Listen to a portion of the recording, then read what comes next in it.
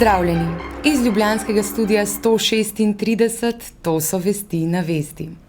Počitnice se bližajo, hrvaško-slovenski odnosi pa ostajajo zapleteni. Član mešane hrvaško-slovenske komisije, zgodovinar Peter Pavel, nam je pred zemljevidom razložil kritične točke na južni meji.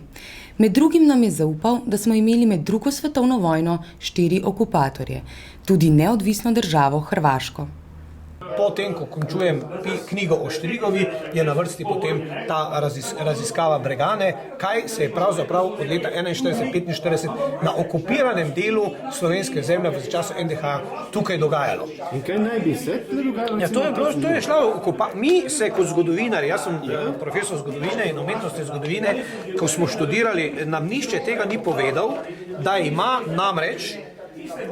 imela namreč Slovenija 41-45 4 okupatorje, ne 3, kot smo se učili. Ampak še NDH. In to je potrebno v zgodovinskih knjigah popraviti. Kaj pa je to?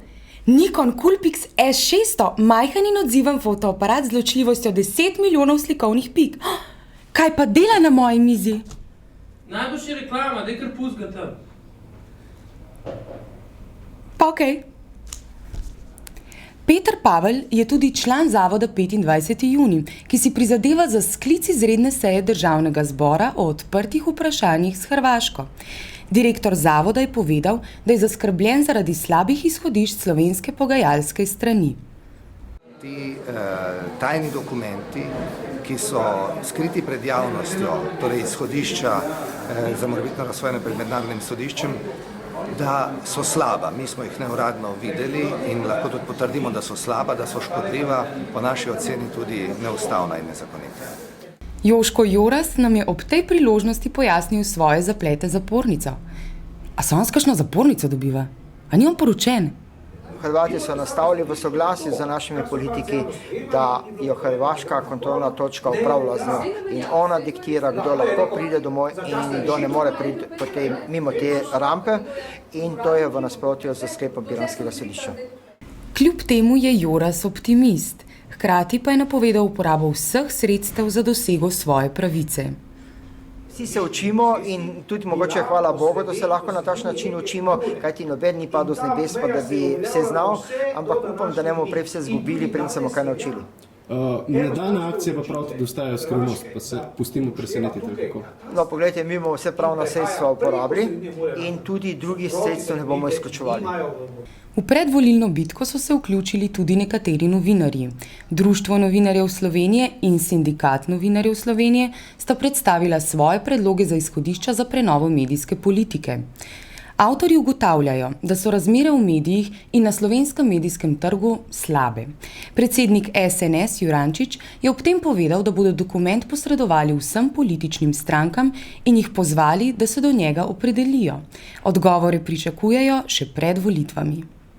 Sindikat jih bo pozval, konkretno vse liderje političnih strank, da se do dokumenta opredelijo.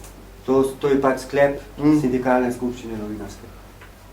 Brankica Petkovič pa je takole ugibala, česa naj bi se v preteklih letih vendarle naučili.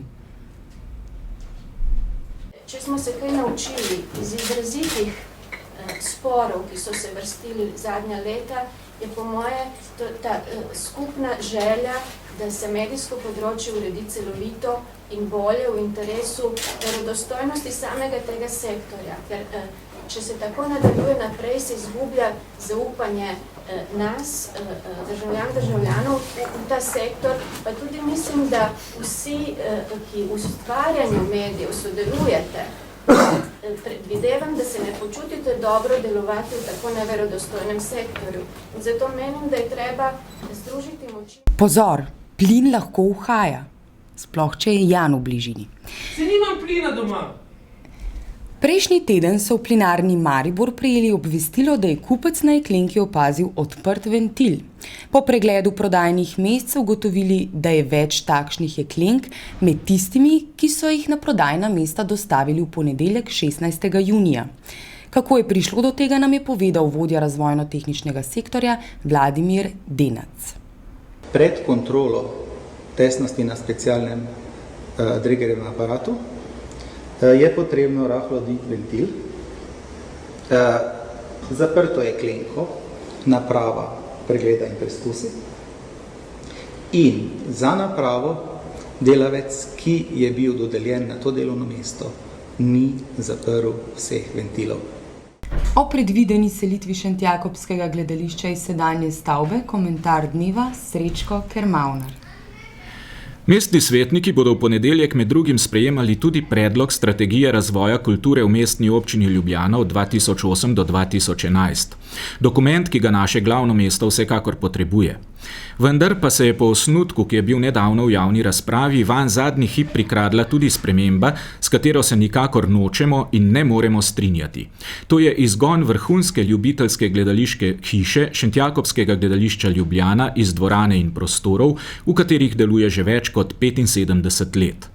Popolnoma razumljivo je, da so se v vseh teh letih Ljubljančani in Ljubljančanke ter ostali obiskovalci najstarejšega repertoarnega amaterskega gledališča v Evropi, ki jih je mimogrede samo lani bilo več kot 30 000, na to lokacijo navadili in zanje Šentjakobskega gledališča drugje ni in ne more biti. Šentjakobsko gledališče Ljubljana od nekdaj predstavlja vrh amaterske gledališke ustvarjalnosti v mestu, državi in v Evropi. Je dobitnik številnih festivalskih nagrad in priznanj ter najodličnejših državnih odlikovanj.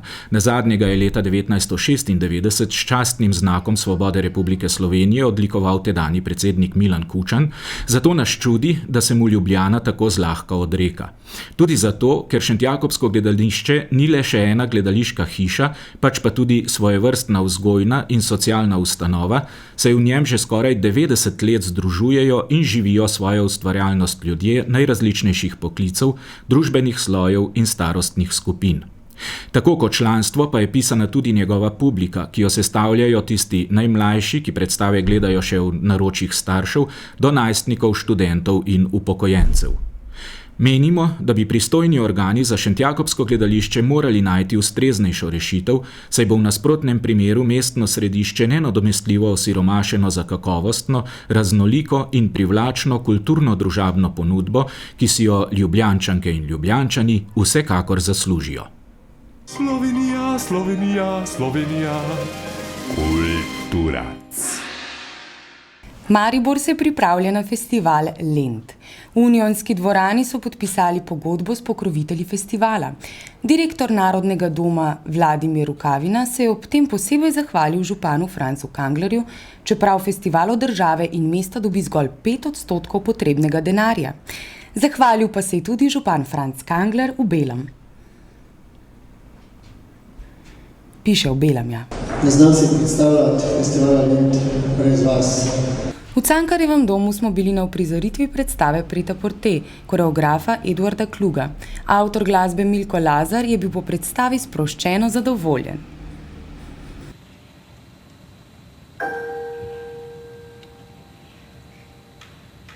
Kakšni so občutki zdaj po predstavi? Ja, v redu, super.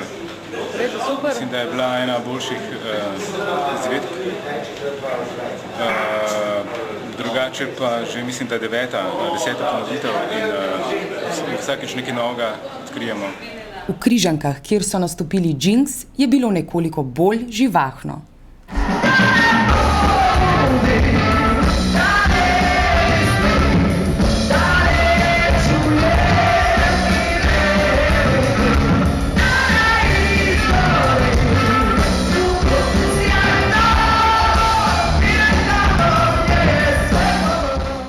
Še vreme. Na dashboardu mi piše, da bo danes 31 stopinj. Iz ljubljanskega studia 136, to so bile vesti na vesti. Pa nasvidenje.